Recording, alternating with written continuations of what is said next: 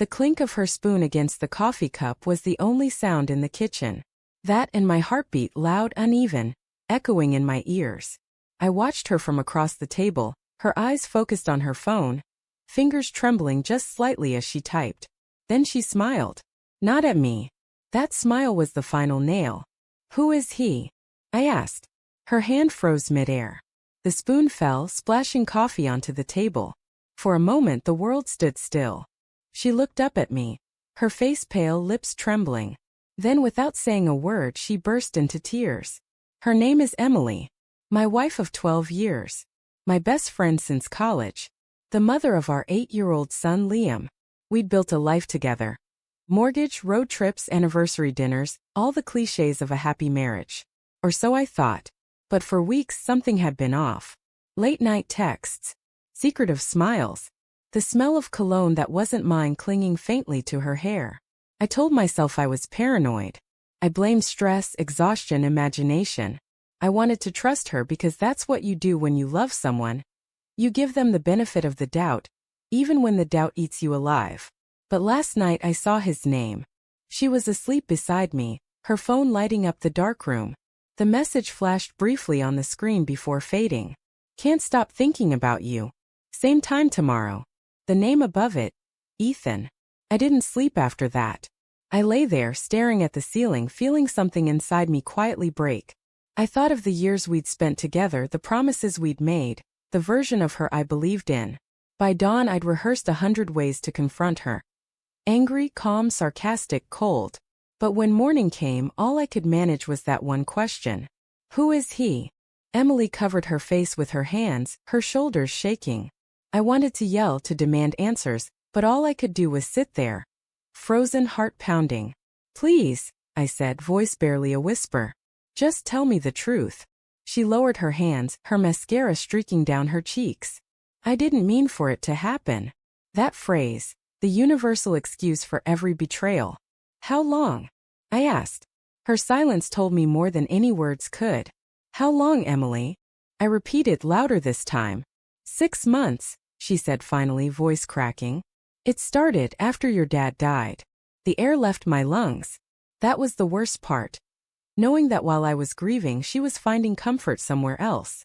Ethan, I said slowly, trying the name on my tongue like poison. Who is he? She looked away. He's a teacher at Liam's school. The room spun. You're telling me you're sleeping with someone who sees our son every day? It wasn't supposed to happen, Mark, she said quickly. He was just someone to talk to. I was lonely. You were so distant after your dad passed. I felt invisible.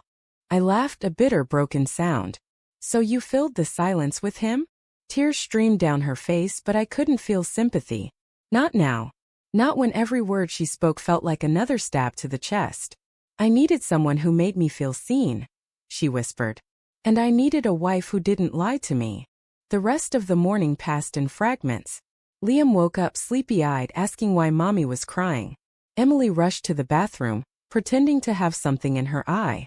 I made him breakfast, hands trembling as I flipped pancakes I couldn't eat. After dropping him at school, I parked my car by the lake and just sat there. The same lake where Emily and I had our first date 13 years ago. Back then, she'd worn a yellow sundress, her laughter echoing over the water.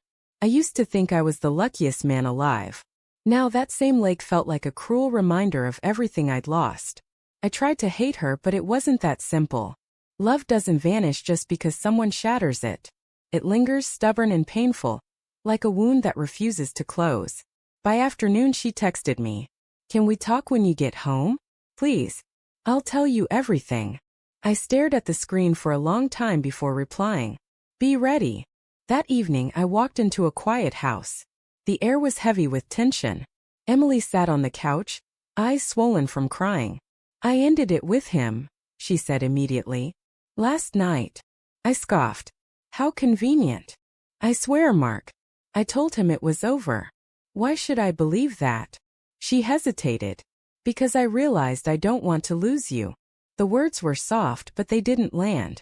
Once trust is gone, everything that follows feels rehearsed. I sat across from her. You said it started 6 months ago. What exactly happened? At first it was just messages. We talk about school events, parenting, small stuff.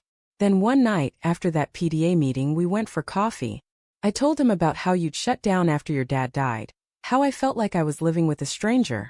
He listened. He made me feel wanted. I finished for her. She nodded.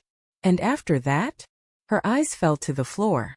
It turned physical about a month later. I closed my eyes. I didn't want the details, but my mind painted them anyway. The touch, the kisses, the lies. I wanted to stop, she said quietly. Every time I saw you and Liam together, I felt sick. But I couldn't seem to let go. I told myself it was harmless, that it meant nothing. But it did. You think saying that makes it better? I asked. No, she whispered. I just want you to know I'm sorry. Sorry doesn't fix this, I said. Sorry doesn't erase what you did while I was mourning my father. She covered her mouth, sobbing. I stood up, pacing the room. My hands were shaking, and I could feel the anger finally surfacing. Do you even realize what you've done to us? I said. To our family? To Liam. I do, she cried. That's why I ended it. That's why I told him not to contact me again. And what if he does? He won't. I laughed bitterly. You really believe that? Affairs don't end with a neat goodbye text, Emily. She flinched. I'll change my number. I'll do whatever it takes. I stopped pacing and looked at her, really looked. The woman I'd loved for over a decade sat there trembling, broken, desperate. And yet, beneath the tears, I could still see the woman who once made me feel alive. That hurt more than anything. We didn't speak for days after that. We moved around each other like ghosts, saying only what was necessary for Liam's sake. At night, I'd hear her crying in the spare bedroom. Sometimes I almost knocked on her door. Almost. Then one evening, a letter appeared on the kitchen counter. My name on the envelope, written in her handwriting. Inside, she poured out everything. How she hated herself for what she'd done. How she missed the way I used to look at her. How she wished she could turn back time.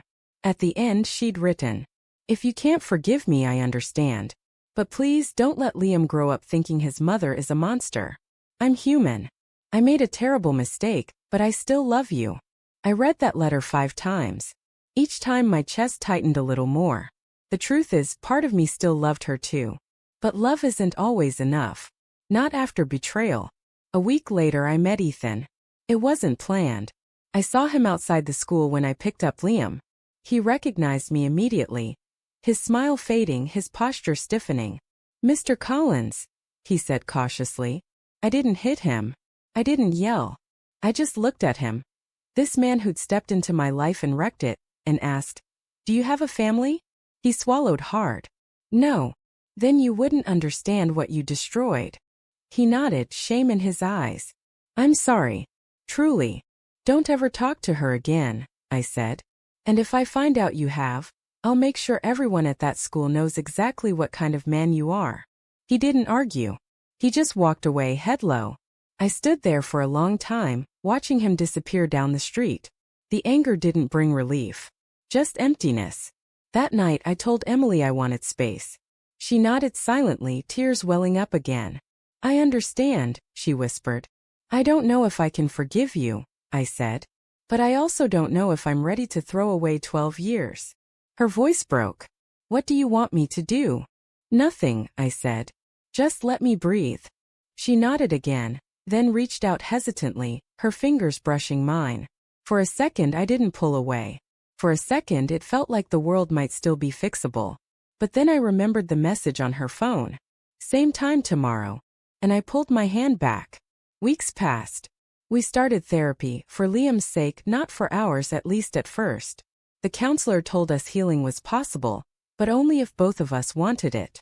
Some days I think I do. Other days I can't even look at her without seeing his name. Trust once broken is like shattered glass. You can piece it together, but the cracks never disappear. Still, sometimes in the quiet moments, when she packs Liam's lunch, or when she hums softly while folding laundry, I see glimpses of the woman I married. The one who loved me before life and grief got in the way. Maybe that's why I haven't left. Not yet. Because part of me still hopes. Every morning now, we sit together at the same table. Coffee. Silence. The clink of the spoon still echoes, But there's something different. An honesty in the quiet. Sometimes she catches me watching her, and for a brief second, her eyes search mine like she's begging for forgiveness. And maybe one day I'll find it in me to give it. But for now, the question that started it all still lingers between us. Unspoken, heavy, eternal. Who is he? The answer may have come, but the wound it opened still bleeds.